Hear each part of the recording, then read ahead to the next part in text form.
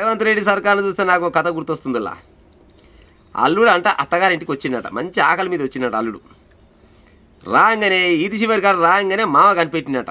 మామ కనిపెట్టి, ఓ కొడుక నా అల్లుడు ఈ పొద్దుకంగా నా ఇంటికి వస్తున్నాయి, ఈడు నాకంటే ఒక బుగరవరా నాయన, నా వల్ల కాదు అనుకొని సైడ్కి అయినట్టు. ఎందుకంటే పొద్దుకంగా వచ్చిన చుట్టపోటు పోడంట, పొద్దుకంగా వచ్చిన ఆనబోతంట అనుకొని సైడ్కి కాగానే చిన్నగా అల్లుడు ఇంటికి పోయినట. ఇంటికి పోయి డోర్ కొట్టినట.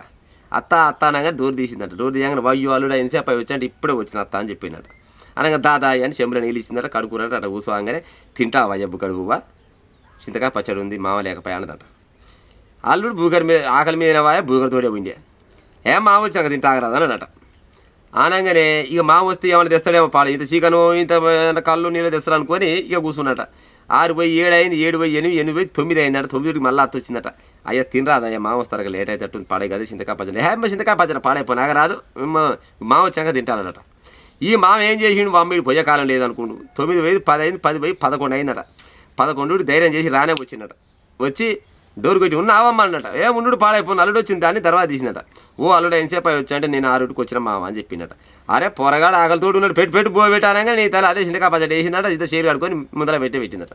ముందర పెట్టినా కొద్దంటరా తినట. తిన్నాక అనుకుంటున్నట్టు అల్లుడు, ఈ కర్మ పాడైపోను, ఈ చింతకాయ పచ్చడి ఆ పొద్దు తింటే నా ఊరికి పోయి నేను సపరేట్గా అనుకుంది కదా నాయన అనుకున్నట.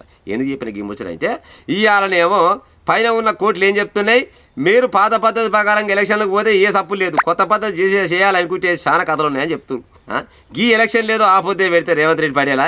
ఈ టైం కల్లా గెలిచిన వాళ్ళు అంతా వాళ్ళు పెట్టిన ఖర్చు మొత్తం వెనకేసుకుందరు, అప్పుడే పాడైపోను. మళ్ళీ ఇవాళ అలా అడిగి చదవాలంటే ఇప్పుడు అంతలో అవుతుందా కాదా పాడైపోను, నాకైతే ఏం అర్థమవుతలేదు.